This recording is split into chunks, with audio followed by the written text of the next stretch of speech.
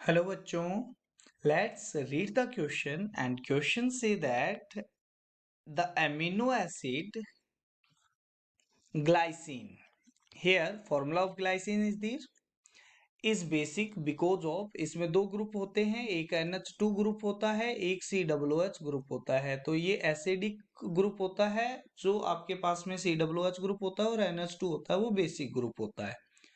By a process equivalent to base dissociation, glycine can acquire an additional proton to form this ion, ये ion बना रहा है।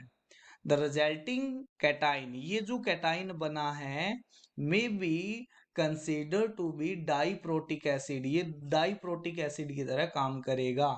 Since one proton from the, जो यहाँ पर COOH group है, ये एक प्रोटोन डोनेट कर सकता है, एंड एक प्रोटोन है वो आपके पास में ये वाला जो CH3, जो ये वाला ग्रुप है, वो भी डोनेट कर सकता है। पीके वैल्यू दी हुई है इनकी रिस्पेक्टिवली, कि अगर COOH ग्रुप अगर करेगा तो उसकी पीके वैल्यू कितनी है, 2.2 है, 2.22 है। और अगर ये वाला ग्रुप अगर H प्लस डोनेट करेगा तो उसकी पीके वैल्यू कितनी है, 9.78 है। और यहाँ पर दिया हुआ है 40.01 molar solution of natural glycine है। तो इनमें से कौन सा करेक्ट है? ये एक मल्टीपल चॉइस क्वेश्चन है, तो चलो इस क्वेश्चन को सॉल्व करते हैं। ठीक है, तो सबसे पहले ये रख लेते हैं कि ये आपके पास में क्या है, कैटाइन बनाया हुआ है, जो आपके पास में दिया हुआ है CH3 प्लस, और यहाँ पर है आपके पास में CH2 COOH। सबसे पहले H से अपने क्या करवाते हैं, इस ग्रुप से आपके पास में H प्लस डोनेट करवाते हैं। तो इसके लिए आपके पास में जो pKa वैल्यू है, जो pKa1 मान लेते हैं, इसको क्या मान लेते हैं, pKa1 मान लेते हैं, वो आपके पास में दिया हुआ है 2.22 दिया हुआ है। और ये बनाएगा आपके पास में CH3, ये प्लस का प्लस रहेगा, और यहाँ पर बनाएगा CH2 COO माइनस आयन। फिर ये अगर आपके पास में दोबारा से H प्लस डोनेट करता है तो यहाँ पर ये बनेगा pKa2, और वो है 9.78। तो यहाँ पर आपके पास में बन जाएगा NH2CH2COO माइनस आयन, ये आपके पास में बनेगा। ठीक है, तो अब आपके पास में दिया हुआ है क्वेश्चन के अकॉर्डिंग, तो पहले इसकी पीएच निकालते हैं। तो जब भी आपके पास में कोई भी इस तरीके का क्वेश्चन आता है तो पीएच हमारे पास में आता है, उसका एक ही फॉर्मूला होता है, वो आता है pKa1 प्लस में pKa2 डिवाइड बाई क्या आता है, 2 आता है, यानी इनका एवरेज आता है। ठीक है, तो यहाँ पर पीएच निकल जाएगी, वो आ जाएगी 1/2, और pKa1 कितना है, 2.22, और प्लस में ये कितना है, 9.78।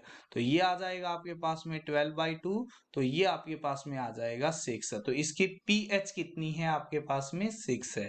तो सबसे पहला आंसर तो ये हो गया कि पीएच कितनी है, 6 है। ठीक है, तो यहाँ पर आपके पास में ए ऑप्शन है वो करेक्ट हो जाएगा। अब है percentage of glycine in the cationic form. अब कैटाइनिक फॉर्म कौन सा है यहाँ पर, तो कैटाइनिक फॉर्म है वो आपके पास में ये वाला है। एनाइनिक फॉर्म कौन सा है, तो एनाइनिक फॉर्म आपके पास में ये वाला है। तो आपके पास में परसेंटेज निकालनी है इस आपके पास में कैटाइनिक फॉर्म की। चलो बात करते हैं इसके बारे में सेकंड।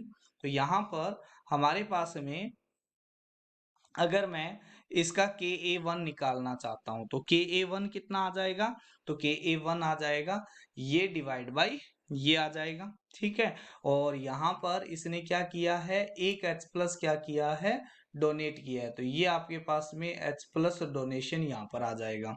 ठीक है, और यहाँ पर भी इसने एक H प्लस क्या किया है, डोनेट किया हुआ है। ठीक है, तो चलो बात कर लेते हैं यहाँ पर किसके बारे में, Ka1 के बारे में। तो Ka1 के लिए ये इक्वेशन लिखी जाएगी। तो यहाँ पर क्या आ जाएगा आपके पास में, NH3 plus CH2 COO minus की कॉन्सेंट्रेशन, इनटू में क्या आ जाएगा, H प्लस की कॉन्सेंट्रेशन, और डिवाइड में कितना आ जाएगा आपके पास में, ये आ जाएगा NH3 plus CH2 COO H आ जाएगा, ये आ जाएगा। तो यहाँ पर Ka1 की वैल्यू रख देते हैं। तो ये आपके पास में कितनी आ जाएगी, 10 टू पावर माइनस 2.22। Pka की वैल्यू आपके पास में दी हुई है, तो Ka की वैल्यू ये आ जाएगी।